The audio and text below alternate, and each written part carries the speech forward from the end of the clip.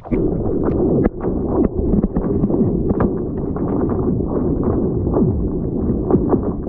name is Bryan Johnson. I'm the hatchery manager at the Mount Shavano Fish Hatchery. I've been actively ice fishing for probably at least the last 25, maybe even 30 years. And I want to share some ice safety tips with you guys today. We look to go out on the ice when there's 4 inches or more of ice, and good solid clear ice is the safest. So if you have the milky ice, that's typically where it's either been freezing and thawing or where there's been some snow on top of it that's frozen to the ice. So 4 inches of good clear ice is generally a good rule of thumb to start with for going out, venturing out on foot and drilling a hole and fishing. So as you go out, and especially if it's the first time you've been out of the year or there's warm weather, you want to drill test holes. Obviously start when you first get out there, and as you venture out, just drill a hole. But you could also, early ice, you can definitely spud a hole pretty quick too. And so it is a lot less stuff to take out on the ice if you just take a spud bar and chip your way out there and make sure there's good solid ice in front of you. If that thing goes through in one swing, then you know that ice is too thin to be out on. A pressure ridge kind of happens where as the ice is expanding, it buckles up, kind of like think of a tectonic plate, or forming the mountains where one piece of ice goes under the other one, and we're actually standing on a pressure ridge right now, or an old one at least, where the water had come up on the ice and then froze, and then probably got snowed on, and it made it this milky color. But a lot of times you'll see actually big sheets of ice up in the air. A lot of times pressure ridges aren't dangerous. They are more dangerous than the rest of the lake, as long as you are cautious where you walk around and look for a good flat spot to cross, and see if there's water that comes up on the ice, if those things are spreading back open. Where they do become dangerous is on lakes where you can snowmobile. So you really got to be careful that you don't hit those pressure ridges at a high rate of speed. Lots of accidents have happened because of that.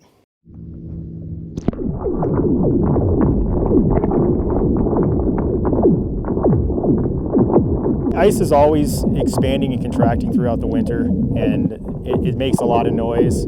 And people get scared of the noises, but most of the time, those noises are good to have. So if you're hearing ice popping and cracking, it's generally just the way ice forms. It contracts as it gets colder and then expands as it warms up. And you'll hear it cracking throughout the day as it expands with the sun hitting it. And then at some point it'll get completely expanded out, and then as it cools off in the evenings, you'll hear it cracking again as it contracts back. Some signs of danger out when you're out ice fishing is, once the ice is expanding as it heats up, a lot of times what you'll see is if it's super warm, especially towards the springtime, but I have seen it happen in the middle of winter over a few warm days, is some of those pressure ridges will actually completely expand open, and there'll be open water where there was once a 2 pieces of ice came together. So that's one thing to always look for. Be very careful going out in the dark. Always have your headlamp and look out in front of you. It's always good when you go out, especially early, but anytime you go ice fishing, to have a buddy along, somebody to, stays a little distance away from you.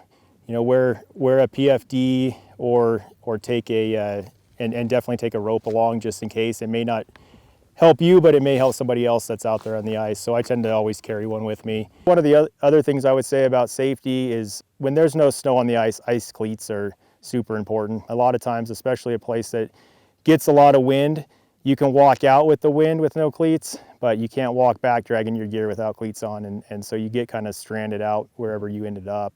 And then it's also just the slips and falls. And a lot of these front range lakes, that ice is very variable because the temperature is always fluctuating.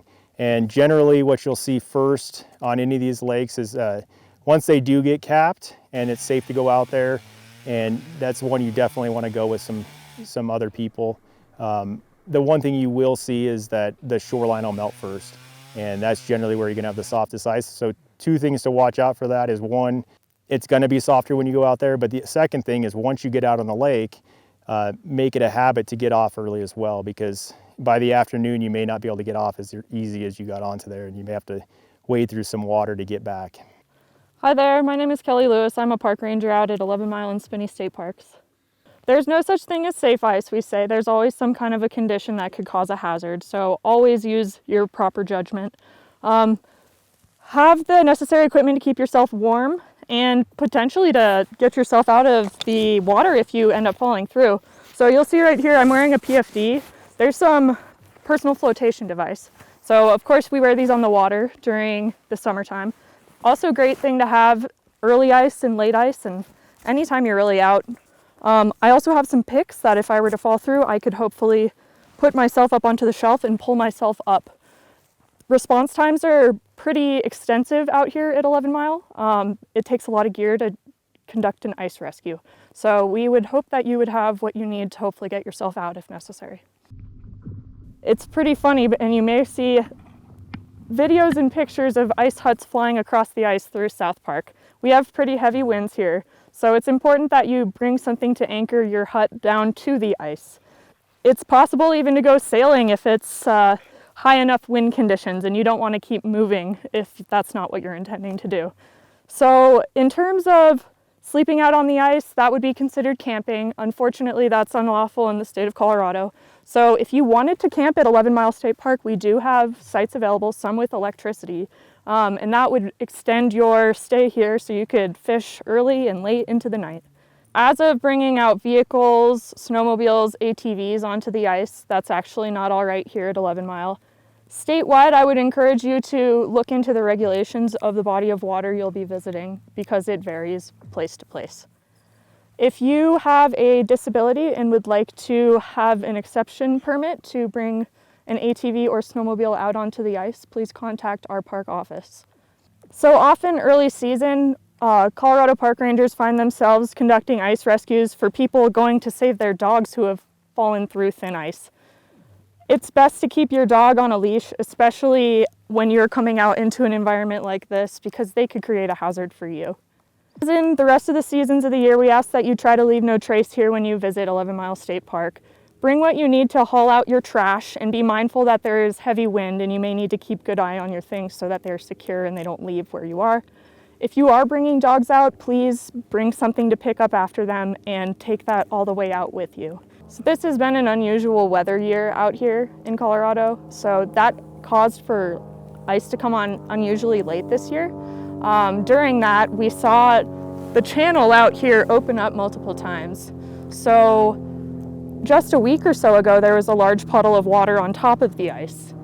We ask that you observe the changing weather conditions around you, and this year could be different than any others.